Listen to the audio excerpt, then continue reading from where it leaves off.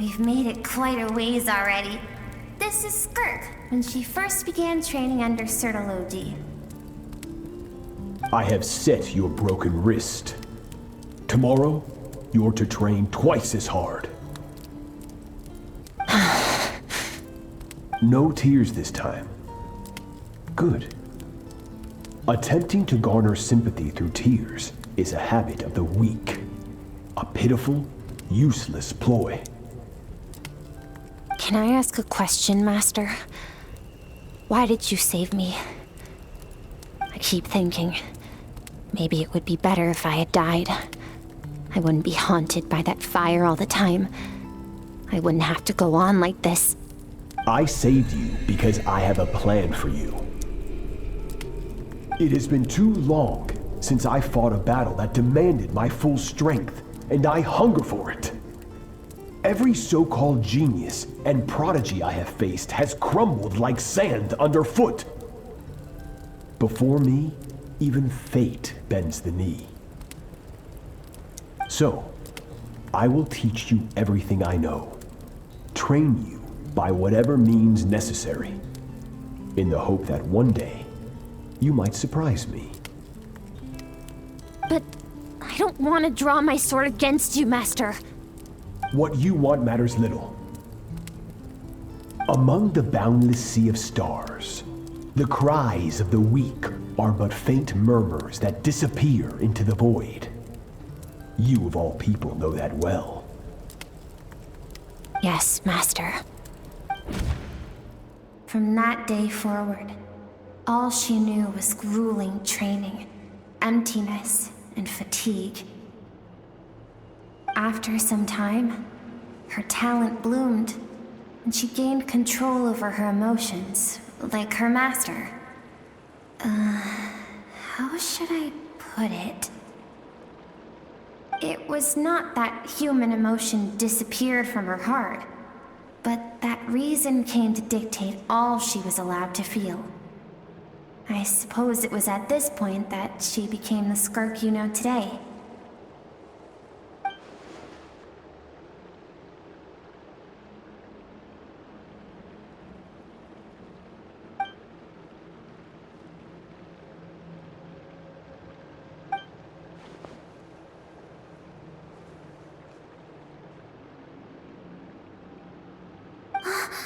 We're nearly there.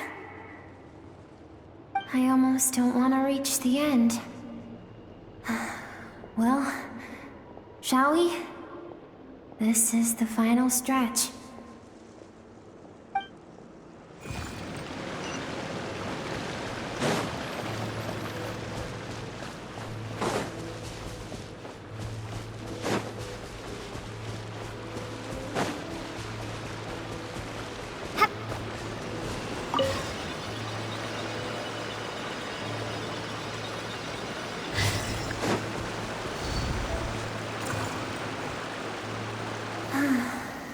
These are Skirk's happiest memories.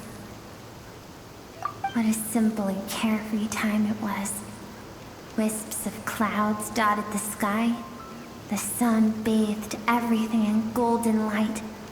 And when song filled the air, not even the shyest of flowers could resist swaying along.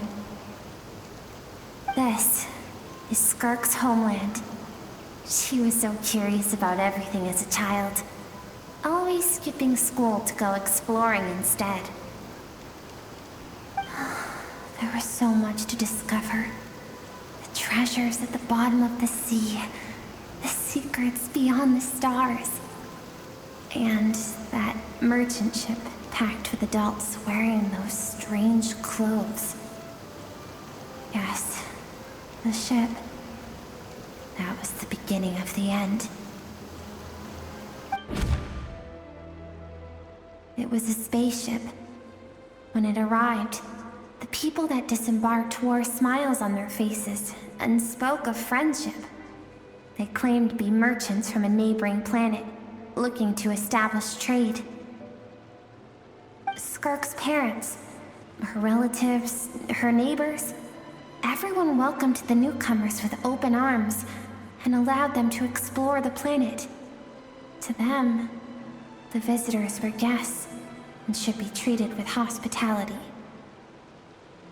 No one had any idea of what was to come. Several months later, an army of unknown origin arrived without warning and carried out a ruthless campaign to destroy everything and everyone on the planet. Skirk had skipped school that day, like so many times before, so she was not caught in the immediate wave of destruction. But when she came home that day, only fire and ruin awaited her. Countless people cried out to her for help. People she knew and loved. Friends and relatives. The little girl who lived next door. The shop owner with the bad leg.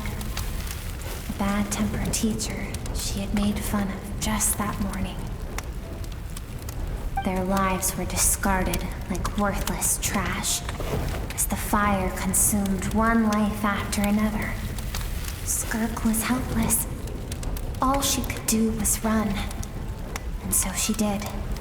She kept running until an unexpected figure crossed her path.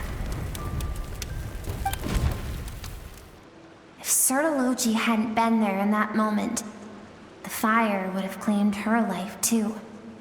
And there she would have remained, left to rot in the scorched earth, with no answer as to why any of this was happening.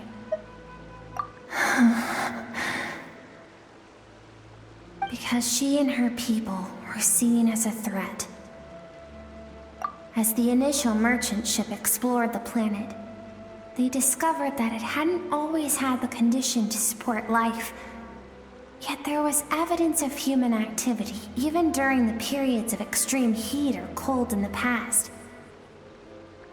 Further research revealed that, over time, the people of this planet had evolved the ability to adapt to any type of environment or energy source.